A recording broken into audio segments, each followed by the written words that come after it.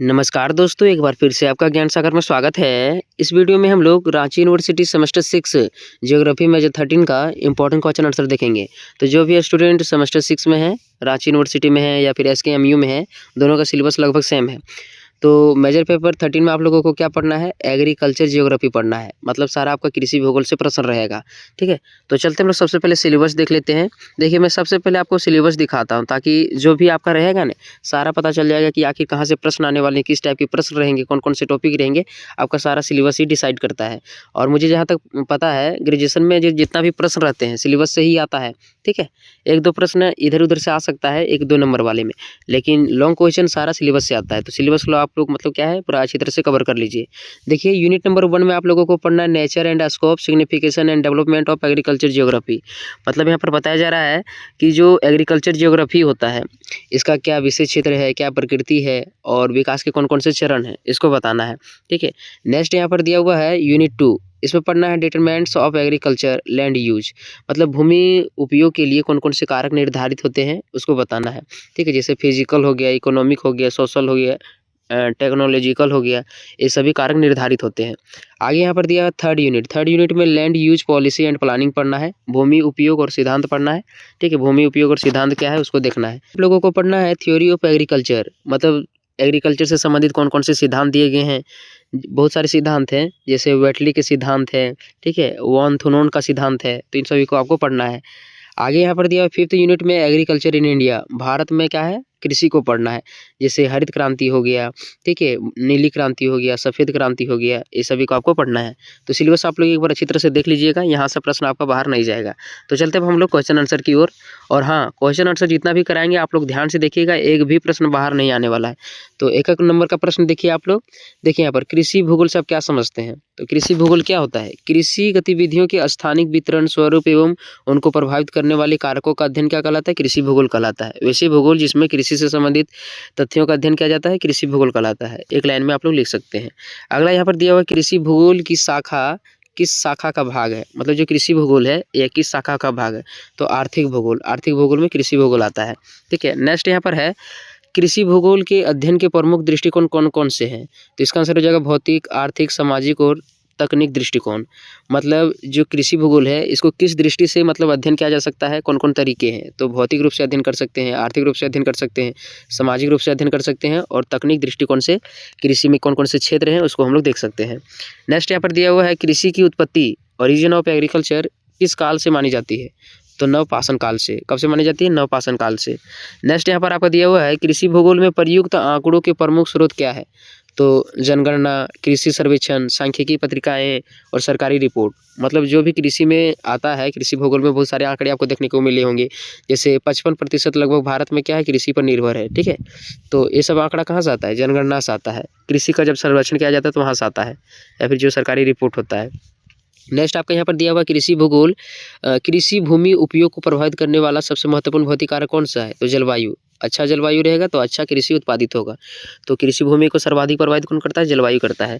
7 number का आपका question है भूमि धारण, लैंड होल्डिंग से क्या अभिप्राय है? तो किसी किसान या परिवार के स्वामित्व अधिकार में उपलब्ध कुल कृषि भूमि क्या कहलाता है? भूमि धारण कहलाता है। मतलब जो भी किसान होते हैं उनके परिवार में जो भी उनके हिस्से में भूमि आता है, ठीक है, ये क्या कहलाता है? कृषि भूमि कहलाता है, मतलब भूमि धारण कहलाता है। नेक्स्ट यहाँ पर दिया हुआ है भारत में भूमि सुधार का मुख्य उद्देश्य क्या था? तो इसका आंसर हो जाएगा भूमि का न्यायपूर्ण वितरण और कृषकों के शोषण का अंत। मतलब यहाँ पर बताया जा रहा है कि जो भारत में भूमि सुधार हो रहा था इसका मुख्य उद्देश्य क्या था? ताकि जितने भी कृषक हैं, जितने भी किसान लोग हैं, सभी को अच्छी तरह से भूमि मिल सके और वे लोग भी खेती बाड़ी कर सकें। क्योंकि पहले ज़मींदारी व्यवस्था था जिसमें ज़मींदारों के ही ज़्यादा ज़मीन होते थे और आज भी बहुत सारे उन्हीं की है, ठीक है। तो इसी को सुधार करने के लिए कृषि भूमि मतलब सुधार अपनाया गया था, लैंड रिफॉर्म्स अपनाया गया था। नेक्स्ट यहाँ पर दिया हुआ आपका फसल प्रतिरूप क्या है? किसी क्षेत्र में उगाए जाने वाले विभिन्न फसलों का अनुपात और संयोजन क्या कहलाता है? फसल प्रतिरूप कहलाता है, क्रॉपिंग पैटर्न कहलाता है। नेक्स्ट देखते हैं हम लोग। अगला क्वेश्चन आपके यहाँ पर दिया हुआ है फसल तीव्रता किसे कहते हैं? एक वर्ष में बोई गई कुल फसल भूमि का शुद्ध बोए गए क्षेत्र से अनुपात फसल तीव्रता कहलाता है। एक बार आप लोग देख लीजिएगा फसल तीव्रता की क्या होता है, ठीक है, आपको अच्छी तरह से समझ में आ जाएगा। का क्वेश्चन है ऑन थोनन का कृषि अवस्थिति सिद्धांत किससे संबंधित है, तो इसको बढ़िया से समझिएगा। बाजार से दूरी और परिवहन लागत के आधार पर कृषि गतिविधियों के स्थान निर्धारित होते हैं। मतलब जो ऑन थोनन है इसका मानना है कि जो कृषि क्षेत्र है वह बाजार से कितनी दूर है, वहाँ पर आने जाने के लिए परिवहन के कौन से साधन है, जिससे मतलब कृषि में जो भी उत्पादित अनाज होगा, जो भी और भी सामान होगा उसको पहुंचाने के में कितना लेट लगता है, बेचने के लिए अच्छा जगह है कि नहीं है, इसी पर कृषि विकास निर्धारित होता है। तो ये किसका सिद्धांत था, ऑन-थोनन का। नेक्स्ट देखते हैं हम लोग, अगला यहाँ पर दिया हुआ है आपका ऑन-थोनन मॉडल में सबसे महत्वपूर्ण कारक कौन सा है, तो परिवहन लागत। ऑन-थोनन मॉडल में सबसे महत्वपूर्ण कारक कौन सा है, परिवहन लागत। आगे हम लोग देखते हैं व्हिटलेसे ने कृषि क्षेत्रों का वर्गीकरण किस आधार पर किया, तो कृषि प्रणालियों के आधार पर। व्हिटलेसे ने कृषि क्षेत्रों का वर्गीकरण किस आधार पर किया, तो कृषि प्रणालियों के आधार पर, एग्रीकल्चर सिस्टम के आधार पर। आगे यहाँ पर दिया हुआ आपका 40 नंबर का क्वेश्चन, भारत में कृषि जलवायु क्षेत्रों की संख्या कितनी है, तो 15। भारत में कृषि जलवायु क्षेत्रों की संख्या कितनी है, 15 है, और एग्जाम में भी आता है, इसको अच्छी तरह से आप लोग पढ़ लीजिएगा। अगला यहाँ पर दिया हुआ है हरित क्रांति, इससे आप क्या समझते हैं, तो यहाँ पर बताया जा रहा है उन्नत बीज, सिंचाई, उर्वरक एवं तकनीक के प्रयोग से खाद्यान्न में उत्पादन में वृद्धि हरित क्रांति कहलाता है। हरित क्रांति 1960 के दशक में हुआ था। इस टाइम में क्या हुआ था, उन्नत बीज, सिंचाई, उर्वरक और तकनीक का भरपूर मात्रा में उपयोग किया गया था। इसके कारण से उत्पादन बहुत ही अच्छा खासा हुआ था। इसे ही हरित क्रांति के नाम से जाना जाता है, ठीक है। आगे यहाँ पर दिया हुआ हरित क्रांति का सर्वाधिक प्रभाव किस फसल पर पड़ा, तो गेहूं पर। हरित क्रांति का सर्वाधिक प्रभाव किस पर पड़ा, तो गेहूं पर। नेक्स्ट यहाँ पर है श्वेत क्रांति किस क्षेत्र से संबंधित है, दुग्ध उत्पादन एवं डेयरी विकास से। नेक्स्ट यहाँ पर दिया हुआ नीली क्रांति किससे संबंधित है, तो मत्स्य उत्पादन से। यहाँ पर मैं 2-3 पॉइंट बता देता हूँ आपको। श्वेत क्रांति का जो जनक है भारत में डॉक्टर वर्गीन कुरियन को माना जाता है, वर्गीज कुरियन को माना जाता है, ठीक है। इनको श्वेत क्रांति का जनक माना जाता है, दुग्ध उत्पादन का जनक माना जाता है। नीली क्रांति किससे संबंधित है, मत्स्य उत्पादन से। आप लोगों को बताना है विश्व में हरित क्रांति का जनक किसे माना जाता है, ठीक है, और भारत में भी हरित क्रांति का जनक किसे माना जाता है, दोनों बताइएगा आप लोग।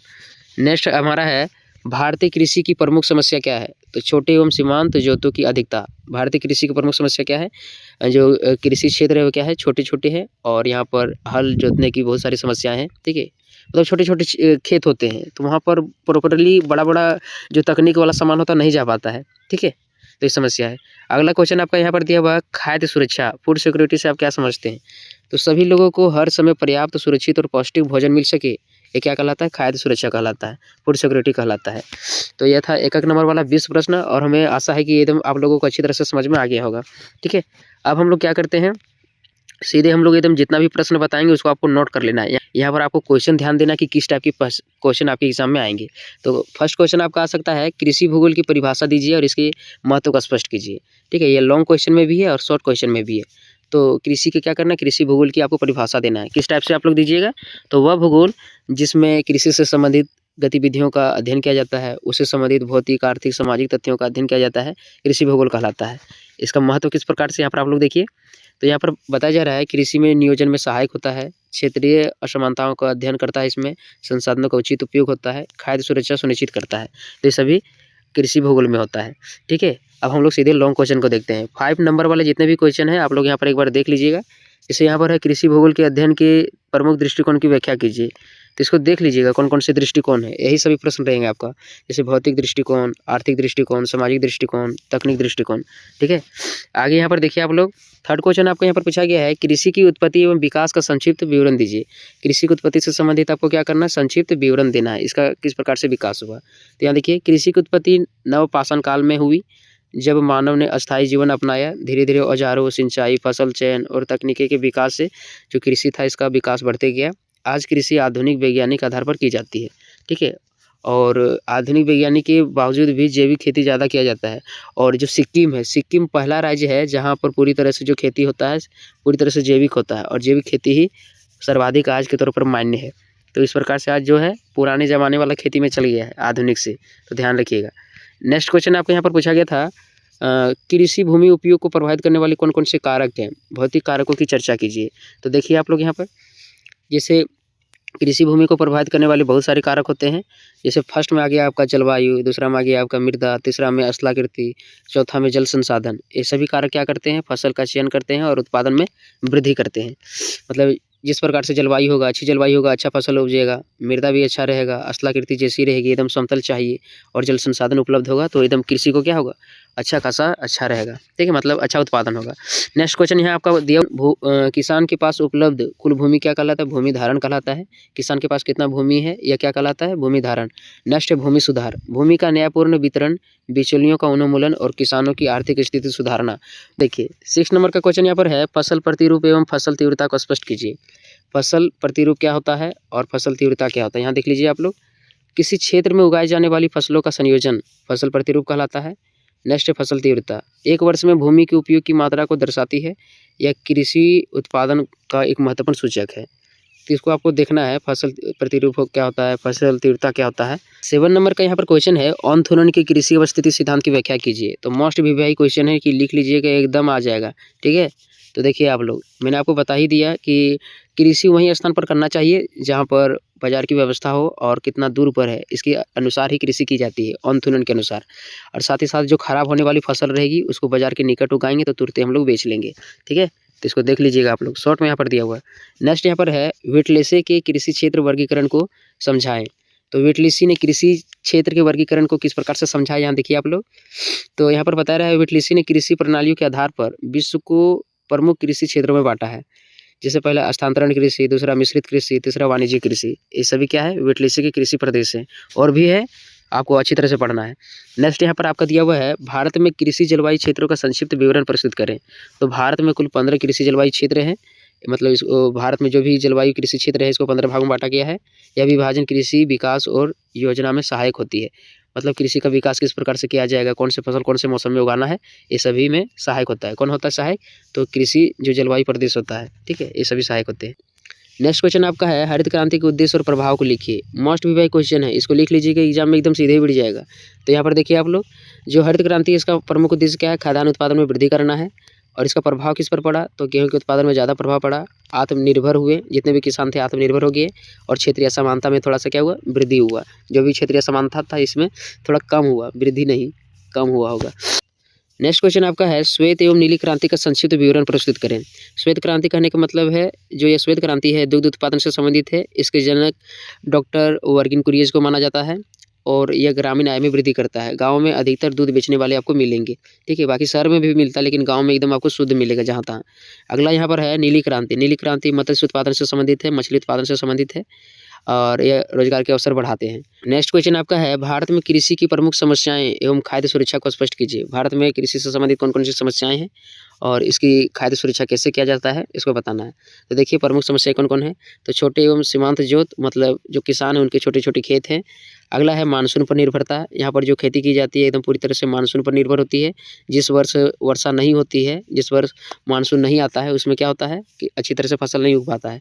अगला है तकनीक में कमी, गाँव में अभी भी तकनीक नहीं पहुँची है, ठीक है, जो कृषि से संबंधित है, या फिर बहुत महंगी है, हम लोग कह सकते हैं महंगी है। महंगी होने के कारण क्या है, किसान अच्छी तरह से या आसानी तरह से नहीं ले पाते हैं, ठीक है।